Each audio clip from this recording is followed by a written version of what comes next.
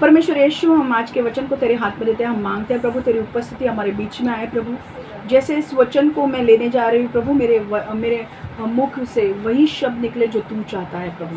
परमेश्वर हमें मदद कर प्रभु कि हम वचन को सही तरीके से सुने और उसे अमल करें और अब हमारे जीवन को बदले प्रभु। परमेश्वर हमसे वचन को सुनने वाले नहीं पर वचन पर चलने वाले लोग बने प्रभु। परमेश्वर आज जो भी हम सीखने वाले हैं प्रभु, हमें प्रकटीकरण दे कि हमारे जीवन में क्या हो रहा है, हमें कहाँ सुधार लाना है और हमें कैसे बदलना है, और हमें बदलने के लिए अनुग्रह दे प्रभु। मैं मांगती हूँ प्रभु ये वचन के द्वारा परमेश्वर लोगों को स्पर्श कर, उनके जीवन को बदल। यीशु के नाम से मैं प्रार्थना करती हूँ, आमेन आमेन आमेन। आज का जो वचन है वो बहुत ही ज़बरदस्त इंटरेस्टिंग टॉपिक है और वो वचन है क्रोध के विषय में हम सीखने वाले हैं। बहुत सारे लोगों को गुस्सा आता है कि नहीं, और हमको पता नहीं है कि भाई हम गुस्से को काबू कैसे करें, है कि नहीं। और गुस्से के बारे में बाइबल हमें क्या सिखाता है, आज वो हम सीखने वाले हैं। देखो, परमेश्वर ने मनुष्य को अलग अलग भावनाएं दी है। भावनाएं मतलब इमोशंस दिए हैं, ठीक है। परमेश्वर ने मनुष्य को अलग अलग भावनाएं दी है, ओके। अभी हमारी भावना हमें अपने आप को व्यक्त करने के लिए मदद करती है, ओके। जब हम खुश होते हैं, ओके, हाँ, जब हम अंदर खुश होते हैं तो हम हंसते हैं। जब हम दुखी होते हैं तो हम रोते हैं। जब हमें किसी चीज़ का डर लगता है, अगर कोई चीज़ का डर लगता है तो हम क्या करते हैं, हमें जब खतरा महसूस होता है, अगर कोई चीज़ का हमें खतरा महसूस होता है तो हम डरने लगते हैं। ये सारे क्या है, ये सारी भावनाएं हैं। और जब आप इन भावनाओं से गुजरते हो तो आपको पता चलता है कि आप कौन से स्थिति से गुजर रहे हो। सामने वाले लोगों को भी पता चलता है। अगर अजू हंस रहा है, बहुत हंस रहा है, तो हमको पता है कि वो खुश है। अगर वो दुखी है तो वो चुप बैठता है, शांत बैठता है, हमको पता चलता है कि हाँ वो दुखी है। अगर कोई डरा हुआ है तो कैसे लगता है वो, अगर कोई किसी चीज़ का खतरा महसूस हो रहा है उसको, अगर एक व्यक्ति को कोई कहता है एक वार्निंग देता है, अरे मैं तुझे मारने वाला हूँ, तो वो व्यक्ति डर के मारे बैठ जाएगा घर पे, बराबर कि नहीं। तो क्या, कौन सी भावनाएं व्यक्त हो रही है, डर की भावना। तो ये सारे क्या है, ये भावनाएं हैं। जब कोई हमें गलत चीज बोल देता है तो हमें क्या आता है, क्रोध आता है, गुस्सा आता है। वो क्या है, एक भावनाएं हैं। अब बहुत सारी भावना अच्छी होती है, बट बहुत सारे लोग मानते हैं कि जो गुस्से की जो भावना है वो गलत है, वो गलत है। लोगों को गुस्सा नियंत्रण करना चाहिए, लोगों को गुस्सा नहीं आना चाहिए। अब एक्चुअल में ये गुस्सा जो है या क्रोध जो है ये क्या है, हम देखेंगे आज। बाइबल इसके बारे में हमें क्या सिखाती है वो हम विस्तार से देखेंगे। रेडी हैं आप? ये आपको मदद करेगी कि आप आपके गुस्से को कैसे नियंत्रण में रख सकते हैं और कैसे आप और अपने आप को बेहतर बना सकते हैं। आज तक आपको पता नहीं था, पर आज ये वचन होने के बाद आपको धीरे धीरे पता चलेगा कि आप कैसे गुस्से को काबू कर सकते हैं। आमेन। चलो, आज हम एक ऐसे भावना के विषय में सीखने वाले हैं जिसका नाम है क्रोध। इंग्लिश में है एंगर, ओके। क्रोध को हिंदी में दूसरा शब्द बोलते हैं गुस्सा, ओके। क्रोध इंग्लिश में बोलते हैं एंगर आणि मराठी मध्ये राग। हाँ, तो बहुत सारे लोगों को लगता है कि क्रोध करना एक बुरी भावना है और मानते हैं कि उसे नियंत्रण में रखना चाहिए और उसे मुकरना चाहिए, मतलब क्रोध नहीं करना चाहिए। पर हालांकि बहुत से जो लोग हैं, एक मिनट, हेलो बोल, हाँ बरं ठीक है, मी करते, ठीक करते सॉरी, मुझे माफ़ करना, मेरे बहन का फ़ोन था, वो बोल रही है कि उसको दिख नहीं रहा है तो इसीलिए उसने फ़ोन किया। ठीक है, हम आगे चलते हैं वापस गुस्से की ओर, ओके। गुस्से की ओर हम देखेंगे क्या बोल रहे हैं परमेश्वर आज हमें। आमेन। तो बहुत सारे लोग समझते हैं कि क्रोध करना एक बुरी भावना है और मानते हैं कि उसे नियंत्रण में रखना चाहिए और उसे मुकरना चाहिए, क्रोध करना ही नहीं चाहिए। हालांकि बहुत से लोग कई कारणों की वजह से क्रोध महसूस करते हैं जो कि वैध है, मतलब जो सही है। हालेलुया। तो हम क्या समझे, क्रोध करना सही है या गलत है, क्रोध करना सही है या गलत है, आज हम वचन के द्वारा सीखेंगे। आमेन। ओके, वचन में जाने से पहले हम एक वचन में अब और डीप जाने से पहले हम एक वचन को देखेंगे। एफिसियों की किताब 4 अध्याय 26 से 27वां वचन। एफिशियंस 4 26-27। एफिशियंस 4 26-27। एफिसियों की किताब 4 अध्याय 26 से 27। क्रोध में आकर पाप मत कर बैठो, सूरज ढलने से पहले ही अपने क्रोध को समाप्त कर दो, शैतान को अपने पर हावी मत होने दो। हालेलुया। तो क्या बोल रहा है ये वचन? क्रोध में आकर पाप मत कर बैठो, सूरज ढलने से पहले क्रोध को समाप्त कर दो। अगर आप किसी के ऊपर गुस्सा में हो तो उससे जल्द से जल्द सुलह कर दो, और शाम का वक्त मतलब दूसरे दिन मत जाने दो। आप अगर किसी के साथ क्रोध में हो, अगर आपको किसी के ऊपर गुस्सा आया है और आप किसी से बात नहीं कर रहे, तो परमेश्वर कहता है उन चीजों को जाकर बात करो और मिटा दो। दूसरे दिन तक अपने क्रोध को मत जाने दो, ठीक है? क्योंकि शैतान को अपने ओर हावी मत होने दो। शैतान वही चाहता है कि आप क्रोध में रहे और मैं उसका फायदा उठाऊं। क्योंकि क्रोध कैसे आपके जीवन को बर्बाद कर सकता है वो हम आगे देखेंगे। समझ में आ रहा है? अब इसका मतलब क्या है? बाइबल ये नहीं कहती है कि क्रोध अपने आप में पाप है। ओके, अब बाइबल क्रोध के विषय में क्या कहता है? देखो, बाइबल ये नहीं कहती है कि क्रोध अपने आप में पाप है। जब क्रोध आने के बाद आप क्या करते हो, ये आपको पाप और ये आपको पापी या धर्मी बनाता है। हालेलुया। तो क्रोध आया, अगर मुझे किसी बात का गुस्सा आ रहा है तो ये गलत नहीं है, ये इमोशन है, ये भावना है जो हमको परमेश्वर ने दी है, ये गलत नहीं है। पर गुस्सा आने के बाद आप क्या करते हो? किसी का सिर फोड़ते हो तो आप पाप कर रहे हो। समझ में आ रहा है? किसी को गाली दे रहे हो तो पाप कर रहे हो। गुस्सा आ रहा है पर आप कुछ भी नहीं कर रहे हो, आप शांति से बैठे हो, तो आप पाप नहीं कर रहे हो। समझ में आ रहा है? देखो, पाप, परमेश्वर क्या कहता है? पाप अपने आप में क्रोध अपने आप में पाप नहीं है, पर क्रोध, गुस्सा आने के बाद आप क्या करते हो? क्या आप लोगों को गाली देते हो? क्या आप लोगों को गुस्से में आकर मारते हो? तो आप पाप कर रहे हो। पर अगर आप गुस्से में आकर कुछ नहीं कर रहे हो, फॉर एग्जाम्पल अगर मुझे गुस्सा आता है और मैं बोलती हूँ कि नहीं, मुझे पाप नहीं करना है, गुस्सा मैं किसी व्यक्ति के ऊपर हूँ, पर मैं क्या करूंगी? मैं प्रार्थना करूंगी, परमेश्वर तू उस व्यक्ति को बदल। तो मेरा क्रोध क्या कर रहा है? मुझे पाप की ओर लेकर जा रहा है? नहीं लेकर जा रहा है, मुझे धर्मीपन की ओर लेकर जा रहा है कि नहीं? मैं जो कर रही हूँ वो सही कर रही हूँ, परमेश्वर के नजर में वो सही है कि नहीं? तो क्रोध क्या है? अपने आप पे जब आप गुस्सा होते हो तो क्रोध क्या है? पाप है? अपने आप में क्रोध क्या है? पाप नहीं है। पर क्रोध में आकर जो आप करते हो वो आपको पापी बनाता है या फिर धर्मी बनाता है। अगर आपने क्रोध में आया, आपको किसी के ऊपर गुस्सा है, पर आपने उसको एक भी शब्द नहीं बोला, आप वहां से चले गए, तो आपने कुछ पाप किया क्या? नहीं किया, है कि नहीं? पर आपने क्रोध में आकर गाली दी, क्रोध में आकर उसको मार दिया, एक दो तमाचे मारे, तो आप क्या कर रहे हो? पाप कर रहे हो। तो ये परमेश्वर को पसंद नहीं है। समझ में आ रहा है आपको? डिफरेंस समझ में आ गया? हमें सावधान रहना चाहिए कि क्रोधित रहकर या क्रोध से प्रतिक्रिया करके शत्रु को हम अपने जीवन में स्थान नहीं दे। शत्रु क्या देख रहा है पता है? शैतान। देखो, हमारे पास परमेश्वर ने भावनाएं दी है, हम व्यक्त करते हैं, पर शैतान बैठा है कि ये अपनी भावनाओं का कैसा दुरुपयोग कर रहा है। जब आप आपकी भावनाओं में आकर सपोज मान लो एक बच्चे का दो व्यक्ति है, दो व्यक्ति के बीच में अनबन हो गई और झगड़ा हो रहा है और अब क्या हो रहा है? एक दूसरा व्यक्ति गुस्से में आ रहा है।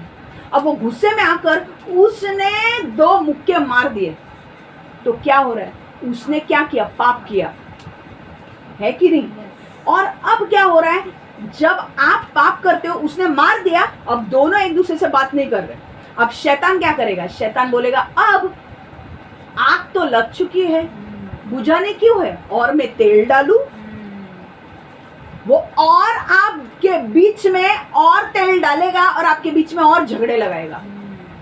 समझ में आ रहा है?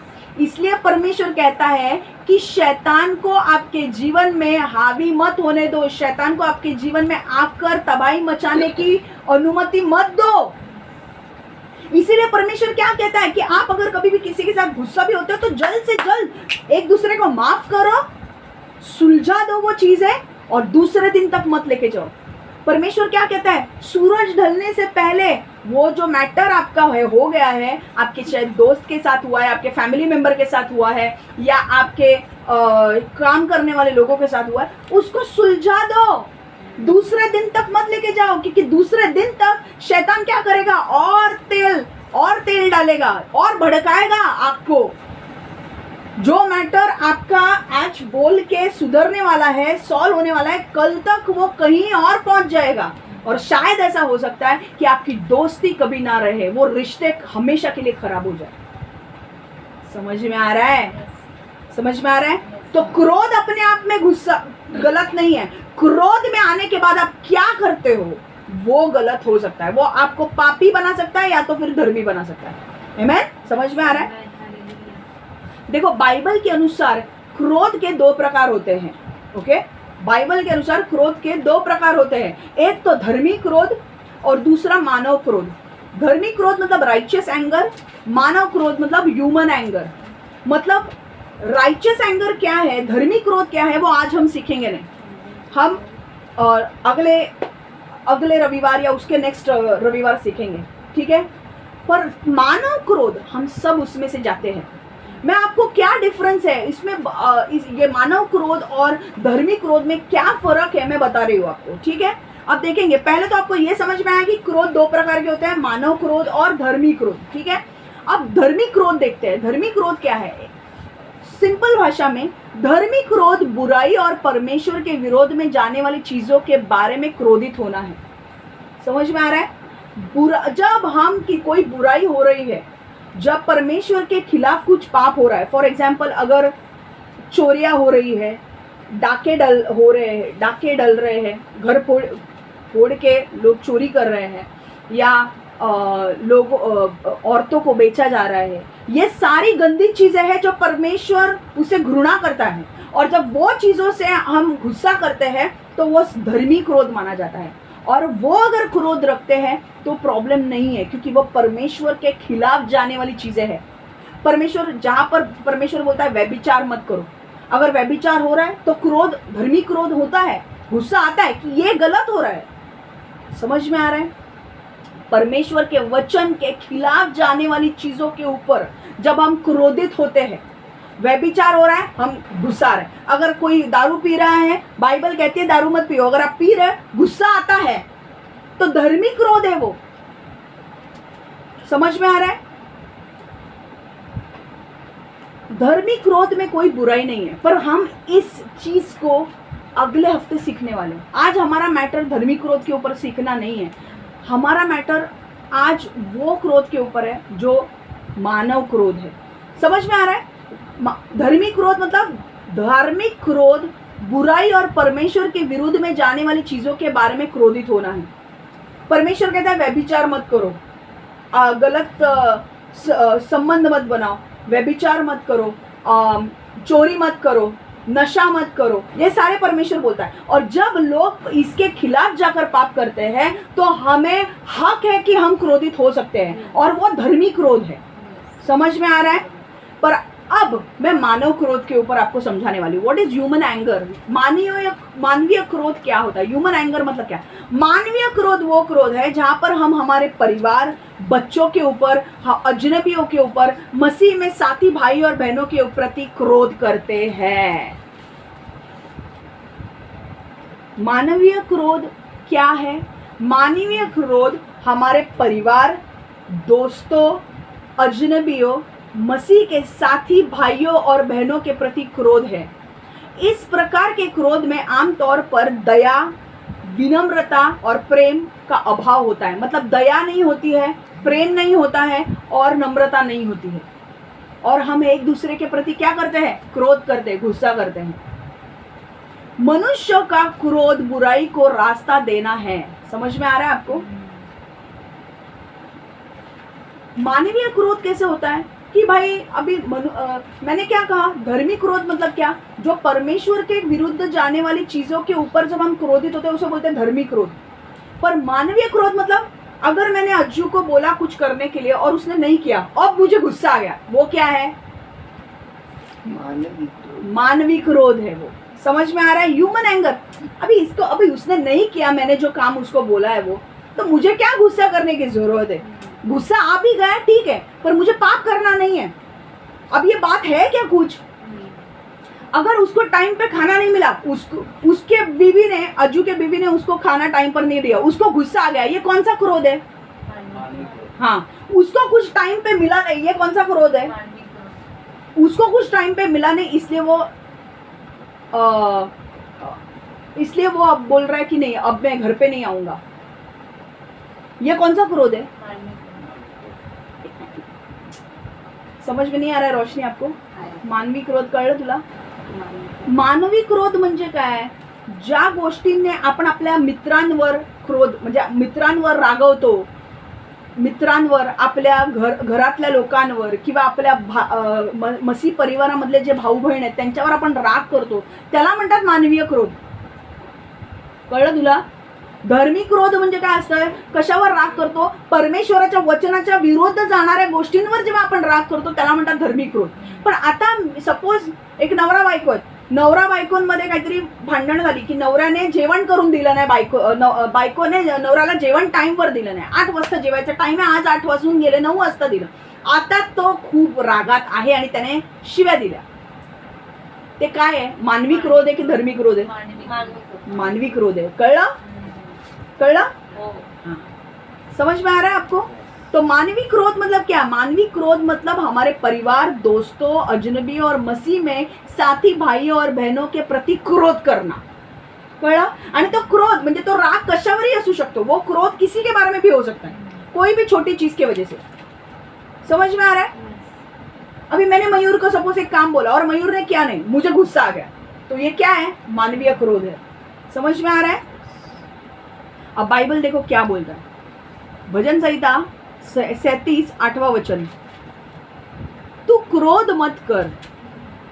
भजन संहिता 37 8वां वचन, तू क्रोध मत कर, तू उन्मादी मत बन, उतना मत घबरा जा कि तू बुरे काम करना चाहे.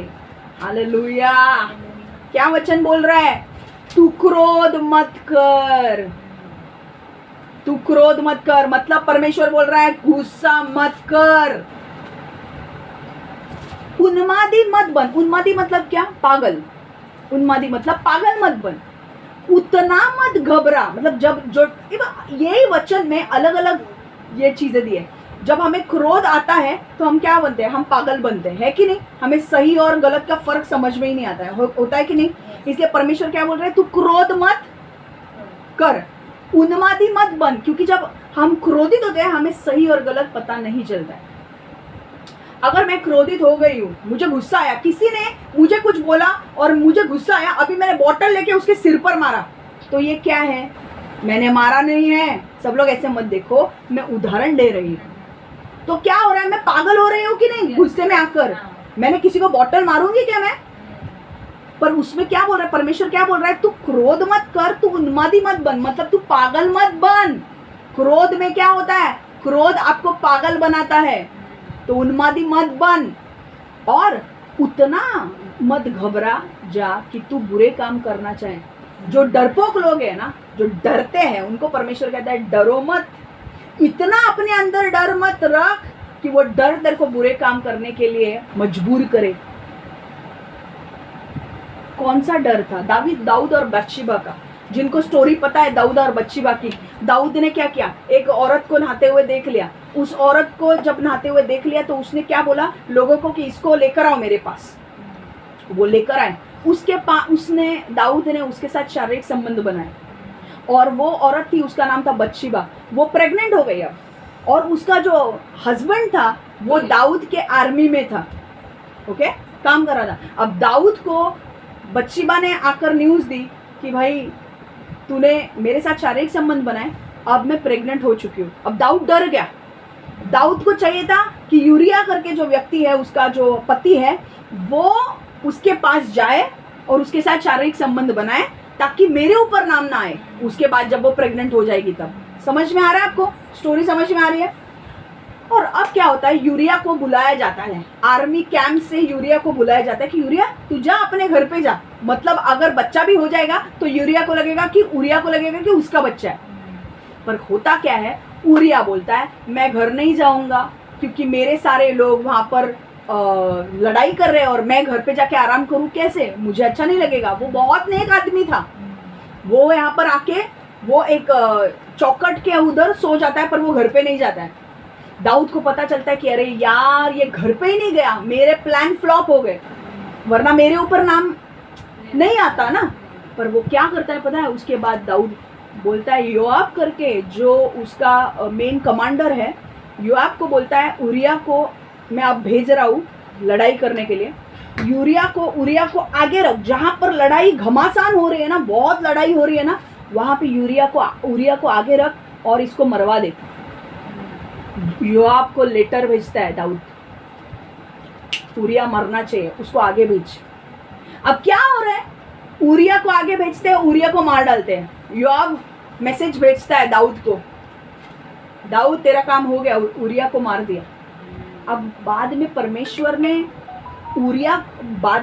ने दाऊद को बहुत सजा दी, मैं बताऊंगी बाद में कभी। पर हुआ क्या, दाऊद ने डर के मारे क्या किया, डर उसके अंदर आ गया, उसने पाप किया पहले, अब वो पाप को छुपाने के लिए वापस से उसने पाप किया, उसने ईमानदार व्यक्ति को मार डाला, उरिया को मार डाला। तो यहाँ पे वचन क्या बोल रहा है, तू क्रोध मत कर, तू उन्मादी मत बन, मतलब पागल मत बन, उतना मत घबरा जा कि तू बुरे काम करना चाहे। वो घबरा गया दाऊद, क्योंकि अगर अभी बत्शेबा ने बोल दिया कि दाऊद ने उसके साथ संबंध बनाए तो मैं राजा हूं, मेरे बारे में लोग क्या सोचेंगे। अब उसको डर सताने लगा। उस डर को खत्म करने के लिए उसने क्या किया, उसने बुरे काम करके उरिया को मरवा दिया और बाद में बत्शेबा को अपने यहाँ पर बुला लिया। ये गलत है कि नहीं? तो बुरे काम क्या है, इतना मत डरो कि आप डर से बुरे काम करना चालू करो। समझ में आ रहा है? अगर आप बुरे काम करते भी हो ना, बिंदास आके सामने बोलो हाँ मैंने किया, उसको छुपाने के लिए और बुरे काम मत करो। समझ में आ रहा है? ये मेरा वचन नहीं है, पर पता नहीं मेरे क्यों अंदर आ रहा है, ये मैं बोलूं आपको। समझ में आ रहा है? जितना आप खुले होकर आपका ये बोलेंगे ना, उतना आपके अंदर, आप अगर छुपके पाप कर रहे हो और अगर आपको पकड़वाया किसने और अब आप कन्फेस करते हो कि हाँ मैंने पाप किया तो कोई बात नहीं, पर अगर किसी ने पकड़ा भी और आप फिर भी, आप पकड़ने नहीं चाहिए, अगर मान दो अगर आपको पता चलता है कि किसी ने आपका वीडियो निकाला है कुछ गलत करते हुए, वो वीडियो फैलाना नहीं चाहिए, इसलिए आप क्या करते हो, उस व्यक्ति को ही मार देते हो, तो वो गलत है कि नहीं? एक पाप को छुपाने के लिए आप दूसरा पाप कर रहे हो, है कि नहीं? ये गलत है। समझ में आ रहा है? ठीक है, ये वचन से थोड़ा बाहर जाकर मैं बात कर रही हूँ, पर पता नहीं किसको सुनना था, ये इसी के लिए तो था। समझ में आ रहा है? तो पहला हमें क्या समझना है यहाँ पे, क्रोध मत कर। बाइबल में कह रहा है गुस्सा मत कर। समझ में आ रहा है? गुस्सा आएगा तो भी हमें क्या करना है मैं बताने वाली हूँ आपको। ठीक है? आपको मजा आ रहा है? आपको कुछ नया सीखने को मिल रहा है? आज हम मानवीय क्रोध के विषय में हम सीखेंगे। ठीक है? ये जो पॉइंट्स है आपको मदद करेंगे आपके क्रोध के ऊपर जय पाने के लिए। हालेलुया। पहला पॉइंट, सबसे पहला पॉइंट, शब्द क्रोध को भड़का सकते हैं या घटा सकते हैं। शब्द क्रोध को भड़का सकते हैं या तो घटा सकते हैं। वर्ड्स कैन फ्यूल और डिफ्यूज एंगर। मतलब शब्दों में बड़ी शक्ति होती है और जो शब्द आप बोलते हो वो क्रोध को बढ़ा सकता है। अगर आपकी लड़ाई किसी के साथ हो रही है, आपके झगड़ा घर में परिवार में हो रहा है या आपके दोस्त के साथ हो रहा है, और अगर जो आप शब्द इस्तेमाल करते हो उस शब्दों से आपका झगड़ा बढ़ सकता है या तो फिर बंद हो सकता है। हालेलुया। शब्दों में, आपके शब्दों में इतनी ताकत है। परमेश्वर कहता है आपके शब्दों में जीवन और मृत्यु की ताकत है। हालेलुया। आप कौन से शब्द बोलते हो उससे झगड़ा बढ़ सकता है या तो फिर झगड़ा बंद हो सकता है।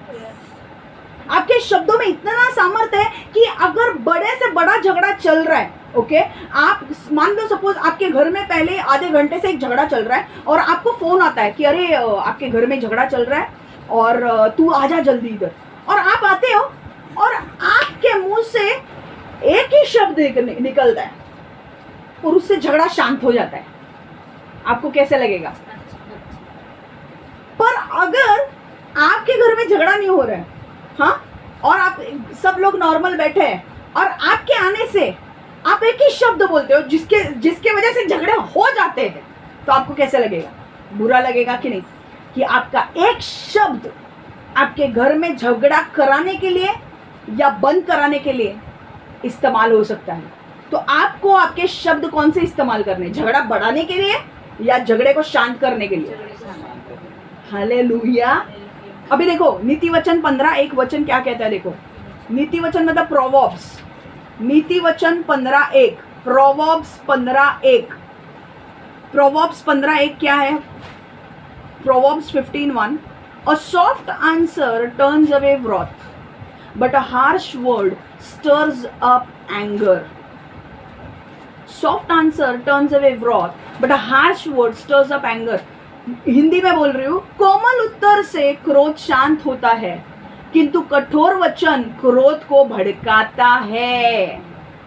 अगर आपके घर में झगड़े हो रहे हैं और आप एंट्री मारते हो, तो आप क्या करोगे? आपके शब्द वो झगड़े को बढ़ाएंगे या तो फिर उस झगड़े को शांत करेंगे? आपको क्या करना है? बढ़ाना है या कम करना है? तो शांत अगर आपको करना है तो परमेश्वर बोल रहा है आपको कैसे उत्तर देना है? कोमल उत्तर। कोमल उत्तर मतलब प्रेम से उत्तर देना। समझ में आ रहा है? Gentle answer, soft answer. अगर सामने से तुमको गाली भी मिल रही है तो भी जब तुम कोमल उत्तर दोगे, वो सामने वाला व्यक्ति भी शांत हो जाएगा। अगर सामने वाला व्यक्ति 2 गाली दे रहा है और आप भी उसके साथ 2 गाली देके बात कर रहा है, तो वो 4 गाली आपको देगा और मामला भड़केगा। पर जब परमेश्वर क्या बोल रहा है, देखो परमेश्वर वचन में हमें सब सिखाता है। परमेश्वर बोलता है अगर ऐसा हो रहा है, आप जहां पर भी हो, आपके फैमिली में झगड़े हो रहे हैं, आपके ऑफिस में झगड़े हो रहे हैं, या आपके दोस्तों के साथ आपके झगड़े हो रहे हैं, और अगर आपको वो झगड़े मिटाने हैं तो आपको कैसे उत्तर देना है सामने वाले को? आपको कोमल उत्तर देना है, प्रेम से उसको उत्तर देना है, विनम्रता से उससे बात करनी है। वो उसका सुर बढ़ाएगा तो भी आप अपना सुर नीचे ही रखना। हालेलुया। कोमल उत्तर मतलब आपका सुर मत बढ़ाओ, वो जोर से बोल रहा है इसलिए तुम मत बोलो, तुम शांति से उससे बात करो, तुम कोमल उत्तर दो, अच्छे से उत्तर दो उसे। समझ में आ रहा है? वो तुमको गाली देगा, तुम्हारे अंदर आएगा, अरे तू भी दे गाली, शैतान बोलेगा अंदर डालेगा, तू भी दे गाली। पर परमेश्वर कह रहा है वैसा मत करो, क्रोध और भड़क उठेगा। वो 2 गाली देगा, तुम 4 दोगे, तुम 4 दोगे, वो 8 देगा। समझ में आ रहा है? पर कोमल उत्तर जब अगर दोगे, मामला उधर ही सॉल्व हो जाएगा। कई बार आपने देखा होगा फैमिली में मम्मी गुस्से में रहती है एक लड़के से, और उस लड़के ने बहुत सारी गलतियां की होती है और मम्मी अब उसको मारने वाली है, फटाफट मारने वाली है, क्योंकि उस लड़के ने जो पाप किया वो मम्मी के सामने आ गए हैं। अब वो लड़का क्या करता है पता है? उस लड़के को पता है कि अब मेरी कुछ खैर नहीं है। मम्मी उसको बोल रहे तूने ये किया, वो बोलता है हाँ। तूने वो किया, हाँ। वो किया, हाँ। अब उसको मारने वाली है, पर वो क्या बोलता है पता है? मम्मी मुझे माफ कर, मैं आगे से नहीं करूँगा। मम्मी का गुस्सा शांत हो जाता है। हालेलुया। और वो पूरे मन से बोलता है वो लड़का। तो क्या हो रहा है? मम्मी गुस्से में है, पर लड़के ने कैसा जवाब दिया? कोमल उत्तर दिया। अगर सामने वाला आपको भड़क के बोल रहा है कि अरे यार तूने ये काम क्यों नहीं किया, मैंने बोला था ना तुझे, बोले क्या, कैसे उत्तर देना है? मुझे माफ करो, मुझे माफ करो, इस टाइम गलती हो गई, मुझे माफ करो, नेक्स्ट टाइम नहीं होगा। समझ में आ रहा है? ऑफिस के लोग, बॉस अगर आपको कभी डांटा है, ए बॉस ने डांटा तो मैं उसको डांटूंगा, ए बाबा तू उधर काम कर रहा है। बॉस ने डांटा, सब जगह पे बॉस डांटते हैं, तो हमको उल्टा नहीं बोलना है उनको, बॉस डांटेगा ही। अगर वो डांटते हैं, बॉस अगर आपको डांटने भी आते हैं ऑफिस में, तो आपको गुस्से में नहीं आना है। आप क्या बोलेंगे? सर इस बार गलती हो गई, माफ करना, नेक्स्ट टाइम नहीं होगा, मैं और केयरफुल रहूंगा। समझ में आ रहा है? समझ में आ रहा है कैसे उत्तर देना है? ये बॉस हो, ये एक मैं आपको एक एम्प्लॉय और इसका मैं उदाहरण बता रही हूँ। आप ऑफिस में हैं, घर में हैं, जिसी के साथ भी आपका झगड़ा हो रहा है, अगर आपको चाहिए कि आपके रिश्ते सुधरे, अगर आपके रिश्तों में दरार ना पड़े, तो आप कोमल उत्तर देना सीखो, क्योंकि वो सामने वाला गुस्से में है, इसलिए तुम गुस्से में उत्तर मत दो, आपके रिश्ते खराब हो जाएंगे। और शैतान को यही चाहिए कि आपके रिश्ते खराब। गुस्सा, मैंने क्या बोला, गुस्सा आना गलत नहीं है, पर गुस्से में आप क्या करते हो वो पाप है। मला नाही हिच्यावर खूप राग येतो म्हणून मी जातो। राग येतो तर तुझ्या रागाला आवर घाल। जर आवर नाही घातलीस तर शैतान तुला पिळून टाकेल। अगर आपको गुस्सा आ रहा है, आपके गुस्से के ऊपर काबू करना सीखो। मैं आपको बताती हूँ गुस्से की वजह से क्या हो सकता है। गुस्सा आ रहा है, वहां से निकल जाओ। मैं आपको हिंट दे रही हूँ क्या करना है आपको, है कि नहीं। मैं आपको ये नहीं बोल रही हूँ, सबको गुस्सा आता है, मुझे भी गुस्सा आता है, मुझे भी बहुत गुस्सा आता है, पर हमको सीखना है, हमको बदलना है कि नहीं। शैतान को चांस देना है क्या हमको? नहीं। समझ में आ रहा है? तो क्या करना है, सामने वाले के साथ अगर आपका झगड़ा हो गया, मान लो आपका अज्जू का और मेरा झगड़ा हो गया, और मैंने अज्जू को बहुत गुस्से में आकर, पास्टर हूं मैंने उसको 2-4 सुनाया मस्त एकदम, आज तो हो ही जाने दो भाई, तो अज्जू कैसे उत्तर देगा तो मुझे कैसे? तुम लोग चुप बैठो, तू सो, आज पूरी नींद कर तू पूरा।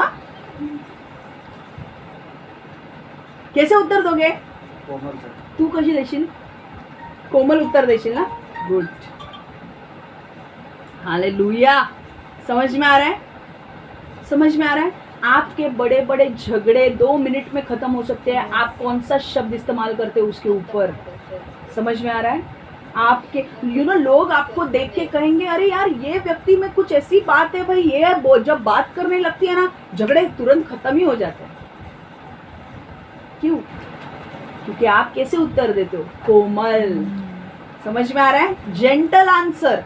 सामने वाले को समझ में आना चाहिए, सामने वाले को ऐसा लगना चाहिए, अरे मैं कितने भड़की हुई और मैं कैसे बात कर रही हूँ, वो कितना आराम से बात कर रहा है मेरे से, ये लगना चाहिए। समझ में आ रहा है?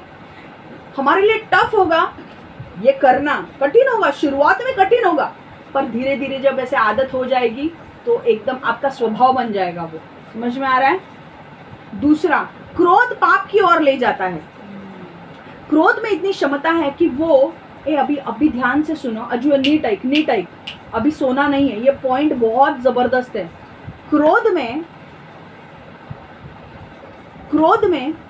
क्रोध पाप की ओर ले जाता है। Anger leads to sin. क्रोध पाप की ओर ले जाता है। देखो कैसे, क्रोध में इतनी क्षमता है कि वो आपको मजबूर कर सकता है पाप करने के लिए।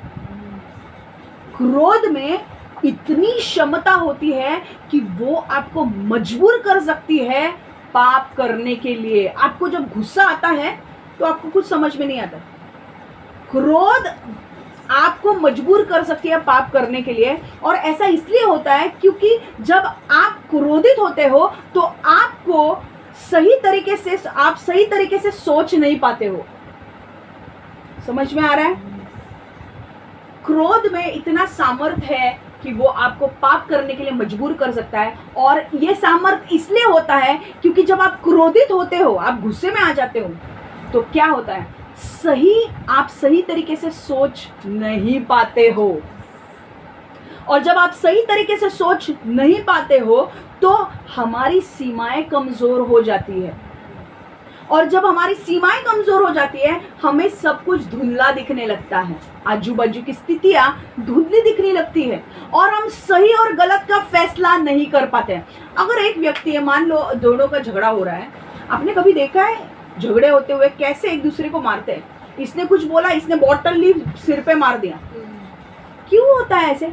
ऐसा नॉर्मल, देखो अब मैं क्या बोल रही हूँ समझने की कोशिश करो, इसमें आपका उत्तर छुपा हुआ है क्यों, क्या होता है ये।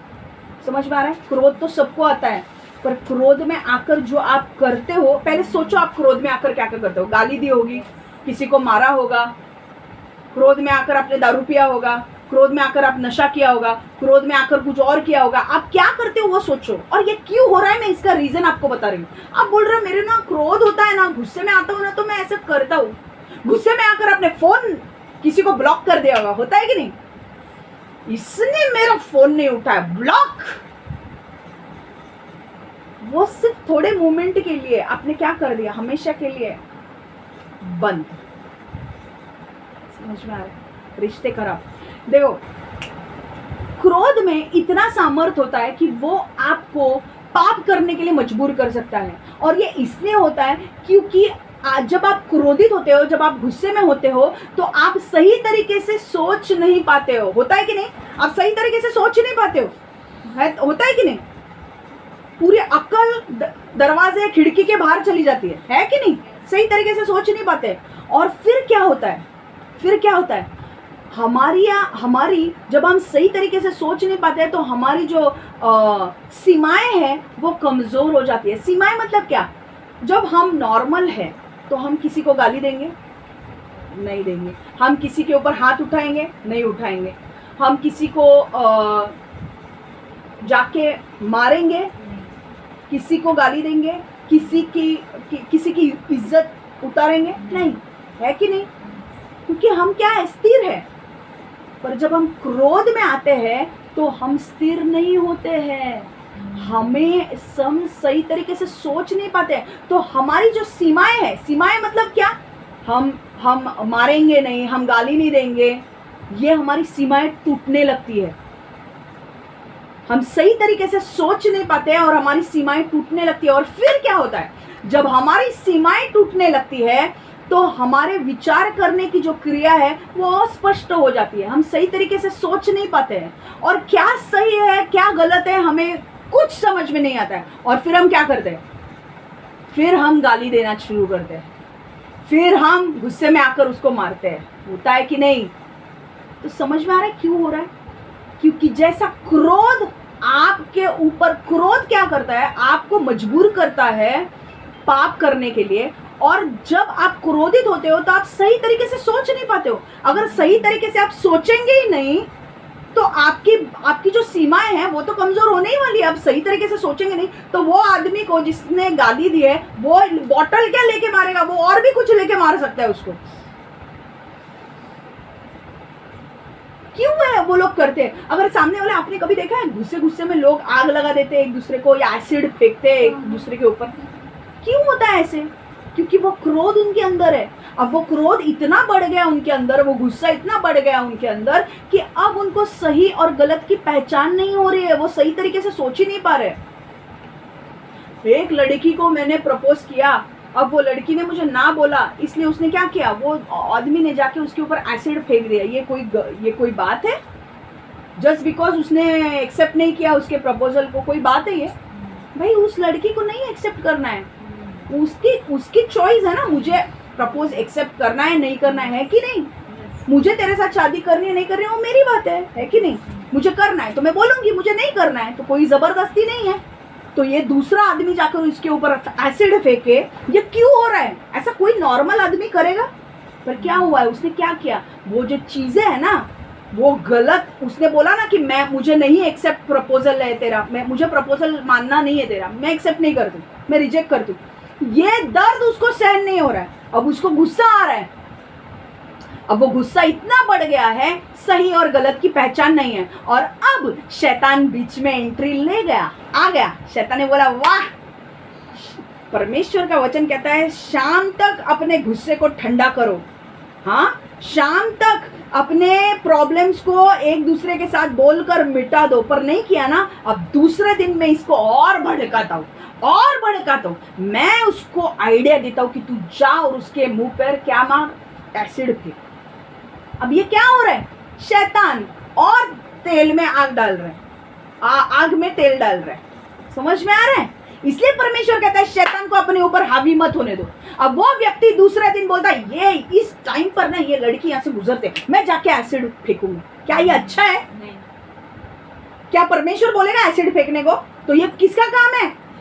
शैतान का काम है। क्योंकि यूहन्ना 10:10 क्या कहता है? शैतान आता है नष्ट करने, घात करने और क्या, नाश करने, मार डालने।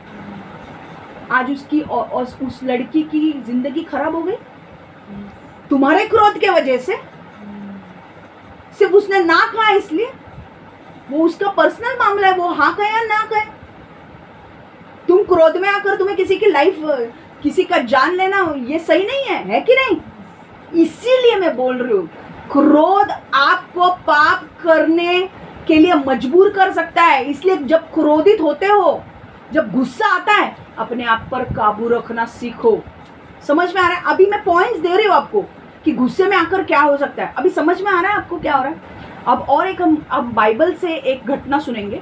गिनती की पुस्तक 20वां अध्याय 7 से 12, नंबर्स 27-12।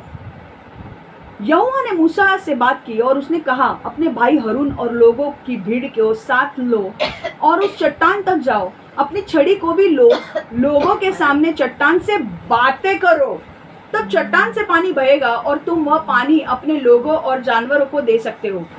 छड़ी यहोवा के सामने पवित्र तंबू में थी। मूसा ने यहोवा से कहने के अनुसार छड़ी ली। तब उसने तथा हरून ने लोगों को चट्टान के सामने इकट्ठा होने को कहा। सब बाद में वीडियो बाद में पढ़ो, देखो ना यार।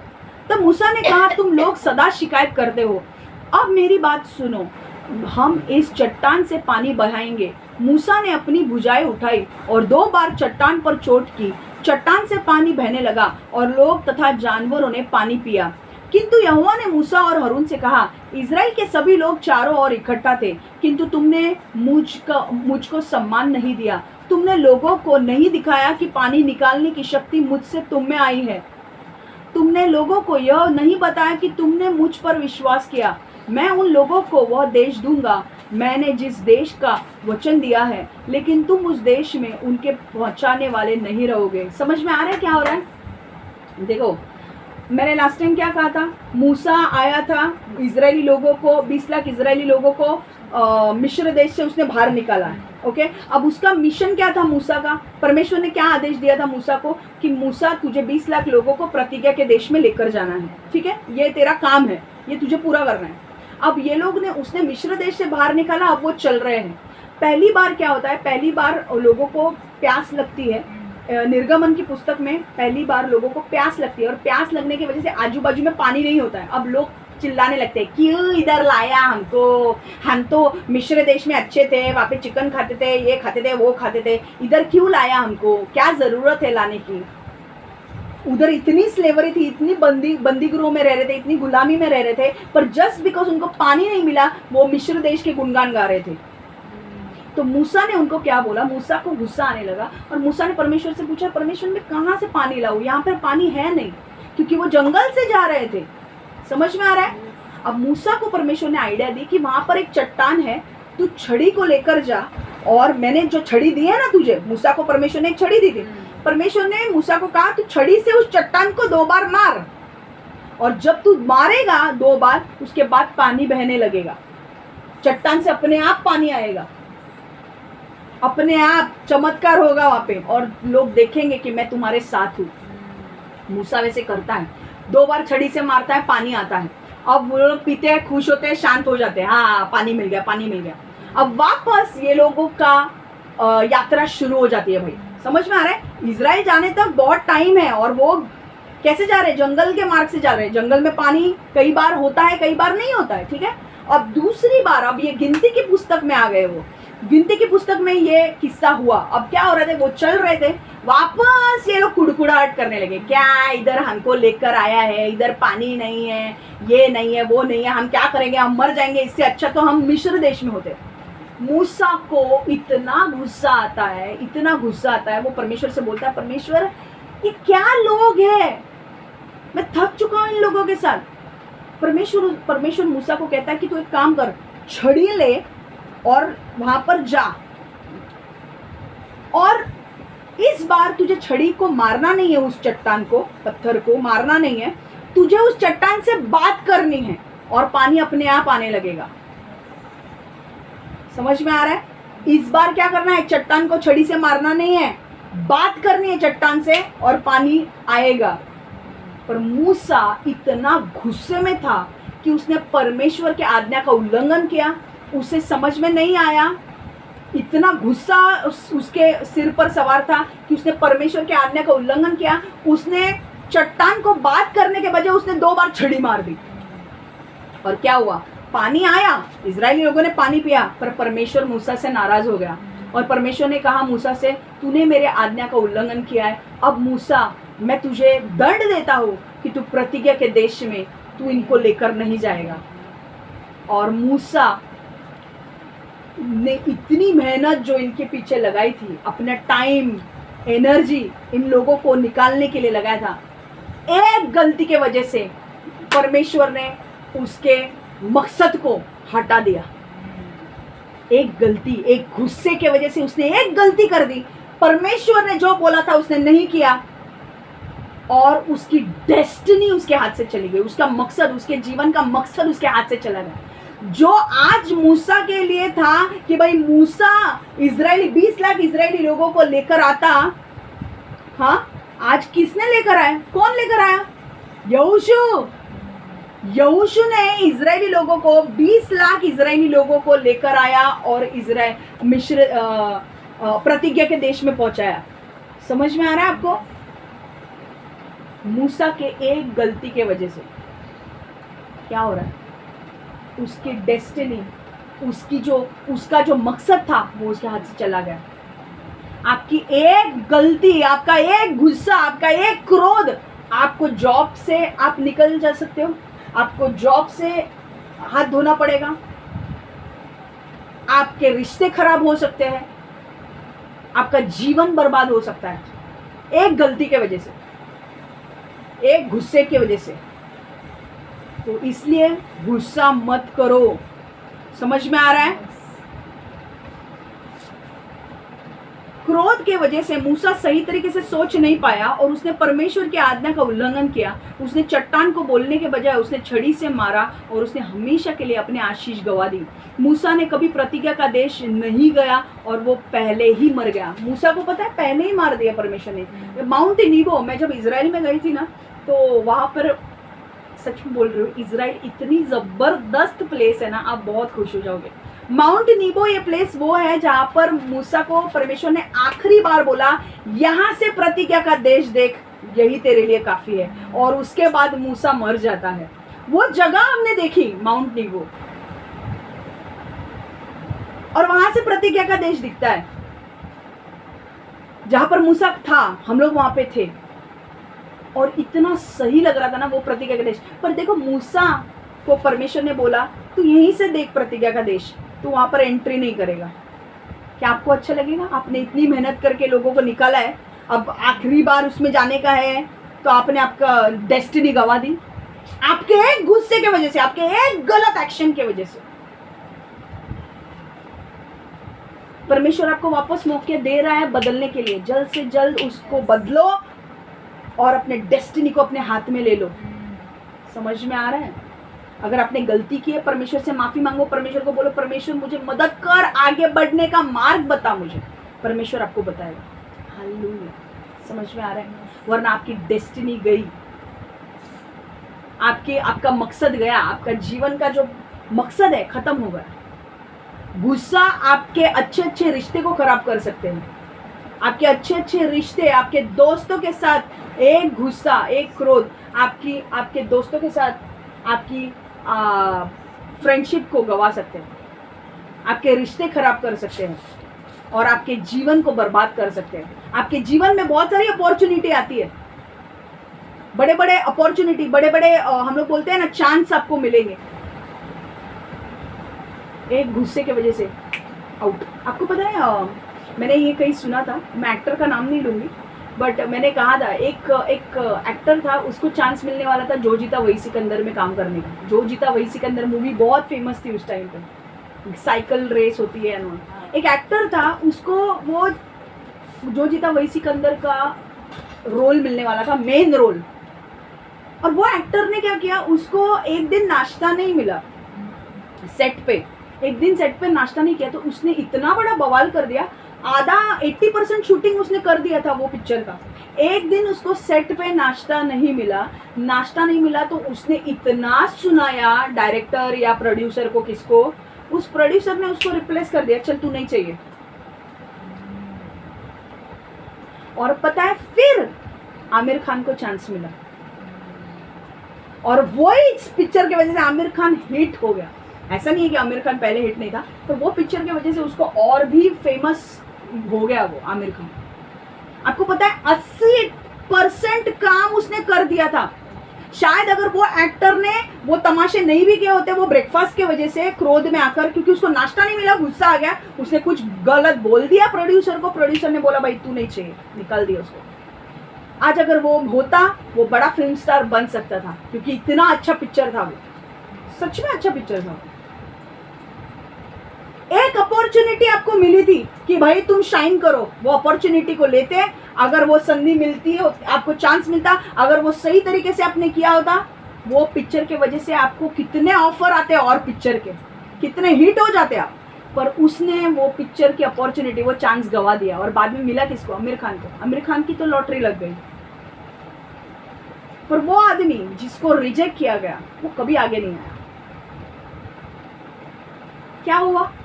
एक दिन नाश्ता नहीं मिला, नाश्ते की वजह से गुस्सा किया, you are out of this movie, तुम मूवी से बाहर निकले गए हो, खत्म। समझ में आ गया? इसलिए ध्यान रखो, गुस्सा को नियंत्रण करने के लिए नियंत्रण करो, गुस्से को अपने नियंत्रण करो। मैन, ये 2 पॉइंट हो गए हैं, अब तीसरा पॉइंट में आगे बढ़ूं या नेक्स्ट टाइम करेंगे? Next time. हाँ, अभी 50 मिनट्स हो चुके हैं, हम नेक्स्ट टाइम करेंगे, क्योंकि ये पॉइंट भी बड़ा है और मुझे थोड़े में खत्म नहीं करना है वो। ठीक है? ठीक है, समझ में आ रहा है? आज आपने कुछ सीखा? आज आपको कुछ समझ में आ रहा है? कुछ लोग सो के बोल रहे हैं हाँ सीखा करके। समझ में आ रहा है? गुस्सा आपके जीवन को बर्बाद कर सकता है मेरे दोस्तों, मेरे भाई बहनों। इसलिए गुस्सा मत करो, क्रोध मत करो। और आपको मैं जो सिखा रही हूँ, मैं आपको ये भी बताऊंगी कि अगर गुस्सा आता है तो आपको कैसे उस पर जय पानी है। ओके, उसके ऊपर उसको ओवरकम कैसे करना है वो भी मैं बताने वाली हूँ। ठीक है, हम सीखने वाले हैं उसको। अगर आपके जीवन में इसको लागू करोगे, मैं आपको बोलती हूँ 100% आपका कोई भी चांस नहीं जाएगा। शैतान कभी कभी चांसेस आते हैं ना, तो झगड़ा लगाने की कोशिश करता है।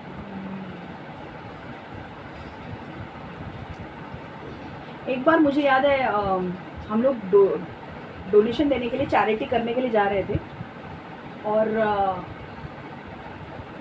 जिसके ओल्ड एज होम में हम जा रहे थे, वो बंदा गाड़ी चला रहा था, और उसके मुंह से जो शब्द निकलने लगे ना, मतलब ऐसे निकलने लगे कि भाई ये क्या बोल रहा है। वो क्या बोलने लगे पता है? यहाँ पे बहुत सारे शैतान आते हैं चैरिटी करने के लिए, डोनेशन देने के लिए। उसका मतलब था कि भाई वो हमको बोल रहा था इनडायरेक्टली कि हम शैतान है क्या। बहुत सारे शैतान आते हैं डोनेशन देने के लिए। मेरे को पता चला कि ये क्या चीज है, ये शैतान है जो इसमें और मुझ में फूट लगाने की कोशिश कर रहा है। अगर मैं इसको उत्तर दूं तो ये मामला और भी भड़क जाएगा। मैं उसको उत्तर नहीं दूंगी। मैंने बोला आते हैं क्या? वेरी गुड, आने दो, हम भी उसमें से एक है। मैंने उसको उत्तर ही नहीं दिया। मैंने दिल में सोचा इसको उत्तर मत दो, क्योंकि ये क्या कर रहा है, इसके अंदर का शैतान बात कर रहा है और हमारे बीच में फूट डालने की कोशिश कर रहा है, जबकि उसका A1 ओल्ड एजेड होम है और वो बहुत अच्छे काम कर रहा है वहाँ पे। और मैंने परमेश्वर से बोला था, परमेश्वर मुझे ऐसे ही ओल्ड एजेड होम में जाना है जहाँ पर सच में ज़रूरत है। वो बंदा सच में बहुत अच्छा काम कर रहा है, पर उसके अंदर क्या गया, शैतान हमारे बीच में आग लगाने की कोशिश कर रहा था। मैंने बोला मैं एक शब्द नहीं बोलूँगी, तू जो बोल रहा है वो बोल। तू भी था तब, हम सब गए थे गोराई में, पर मैंने बोला मुंह नहीं खोलना है हमको, मुंह नहीं खोलना है, जो है चुप बंद करे। समझ में आ रहा है? मुंह नहीं खोलना है, क्योंकि मुंह खोला एक चांस खत्म। और शैतान चाहेगा ही, शैतान नहीं चाहेगा कि आपको अच्छे अपॉर्चुनिटीज मिले, नहीं चाहेगा। इसलिए अपना मुंह बंद करना सीखो। गुस्सा आएगा ना, गुस्से को चबाना सीखो, अंदर ही रखना सीखो। समझ में आ रहा है? कठिन है पर नामुमकिन नहीं है। समझ में आ रहा है? समझ में आ रहा है? और जो सच में लड़ाइयाँ है ना, उनको लड़ना लिखो। फालतू लड़ाइयों में मत जाओ। जो लड़ाई तुम्हारे मकसद के लिए इम्पोर्टेंट है, भाई परमेश्वर ने जो तुमको करने के लिए कहा है, वही लड़ाई लड़ो। फालतू लड़ाई मत लड़ने जाओ। समझ में आ रहा है? आमीन? चलो हम लोग प्रार्थना करते हैं। परमेश्वर यीशु, हम मांगते हैं प्रभु, जो जितना भी आज हमने वचन सुना है प्रभु, हमारे हमें तू सिखा रहा है कुछ नई चीज़ों को, उसके लिए हम धन्यवाद देते हैं। परमेश्वर आज हम सिर्फ सीखने वाले नहीं, सुनने वाले नहीं, पर वचन पर चलने वाले लोग बनेंगे प्रभु। परमेश्वर हमें ऐसे लोग बनना है जो गुस्से पर काबू करेंगे, नियंत्रण में लाएंगे और गुस्से के ऊपर जय पाएंगे। परमेश्वर हम मांगते हैं प्रभु कि मेरे जितने भी लोग जो ये वचन को सुन रहे हैं उन्हें अनुग्रह दे कि वो अपने गुस्से के ऊपर कंट्रोल करें, और जो भी उन्होंने अगर गलत किया भी है अगर गुस्से के वजह से, तो वो उसे रेक्टिफाई करें और प्रॉब्लम्स को सॉर्ट आउट करें। और यीशु के नाम से मैं प्रार्थना करती हूँ परमेश्वर को अभिषेक से भर, अनुग्रह से भर, ताकि वो सही डिसीजन अपने लिए ले सके परमेश्वर। यीशु के नाम से मैं प्रार्थना करती हूँ। Amen, amen, amen. God bless you all. Take care.